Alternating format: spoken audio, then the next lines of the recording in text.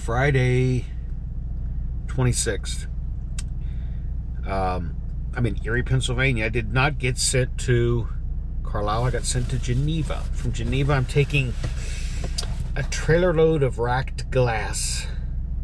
You can see the rack on that last video. Taking a whole truckload of those to the other side of Quebec City. I want to try to run all that tomorrow. The total miles is 800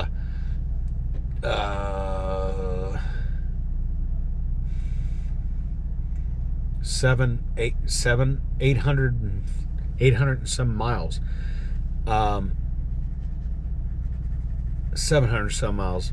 But I'm going to knock off 254 by getting to Geneva. So I've only got 468 left. When I get to Canada, I have a 13-hour clock.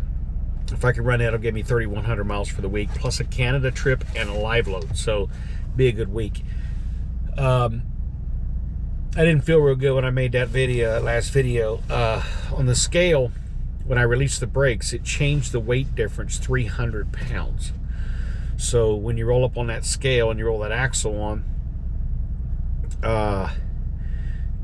you need to release your brakes each time and let the truck and trailer settle out. What you need to do there at the end is you make sure you're not over on your axles, and then you need to total all the numbers together and make sure you're not over on your total weight.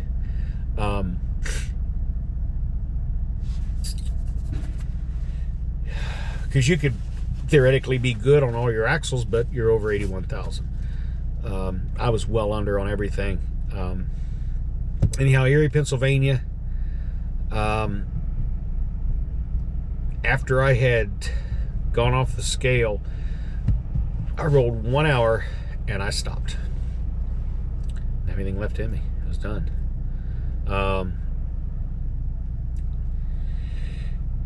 Took some meds the doctor gave me, and I feel a heck of a lot better today. Just a thing that I have. I can still see I look a little swollen in the face, probably. But the offload went really good in Butler. I got in behind another truck. He had just pulled in 5 minutes before me, and I had to wait on him. He had an easy roll trailer, and of course I had the flatbed. They told me it'd be a minute before they could get me in to move some stuff, and I pulled in, and he says, we're gonna have to go to lunch after we get you in here, and but for holding you up, we'll help you roll your tarps.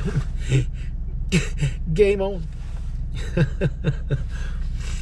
Out of there quick, out of there real quick, and then I rolled up here to Erie. I burnt my whole clock up, so I must be feeling pretty good. I maybe had an hour left to go, but I couldn't make it all the way to Geneva, so it doesn't make any difference. At that point, it's more important for me to find parking up in this area than it is for me to try to burn that other hour, because I can't make it anyway, so I'll start tomorrow an hour earlier. This load, pickup window is between the 26th and the 28th. I'm hoping it's ready in the morning. When I get there, I've got about a 2-hour drive there. Drop this trailer, do all my drop trailer paperwork. Then I have to do all my entering Canada, my ACE, or is that ACI? I don't know. I got the form. I have to scale it, which will probably piss me off because I just washed the truck, and this place I have to scale is a mud hole. So I'll probably come out of there looking like crap. But I got to scale the load, and then I got a 13-hour clock in Canada. If I can run this entire run tomorrow to give me 3,100 some miles, I was hoping for a little more than that, but I'll take anything over $3,000 a week. That's just good miles. I can run 13 hours in Canada, but once I get the load, it's only 468 miles. So that'll give me 3,100 miles 668 miles on the day. No, it won't. Yeah, I think I got still 2 hours, almost 2 hours to get to Geneva. So that'd be 668 miles on the week, or on the day, if I can get that load. I've ran that before. I've ran that many. I did a 681. It's my best. And boy, you are done when you run like that.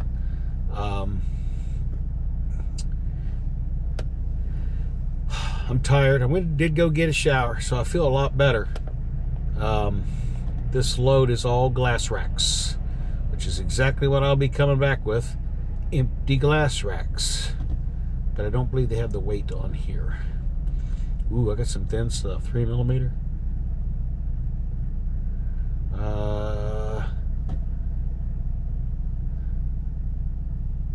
No weight.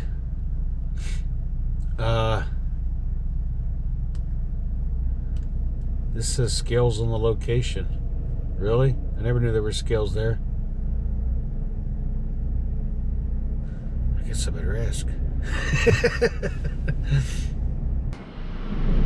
Alright, I'm going to show you how to scale a single axle scale.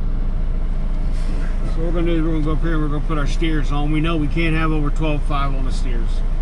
This is actually a fairly light load. Come to a stop, get off the brakes. See, that changed 300 pounds on that. You may not be able to see it. The LED in there might be cycling weird. Alright, we're going to go up here and we're going to get the drives on.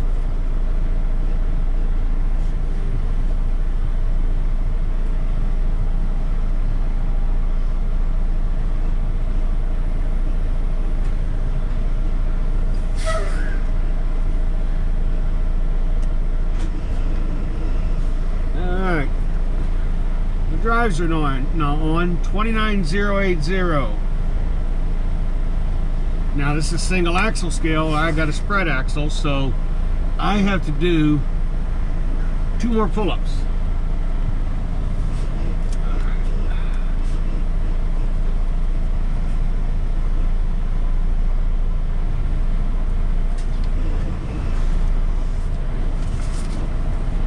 Secret is don't go slamming up on these daggone scales.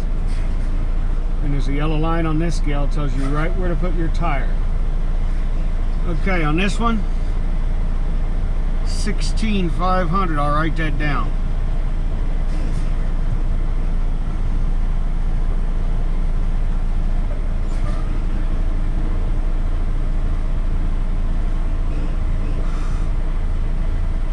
$16,740.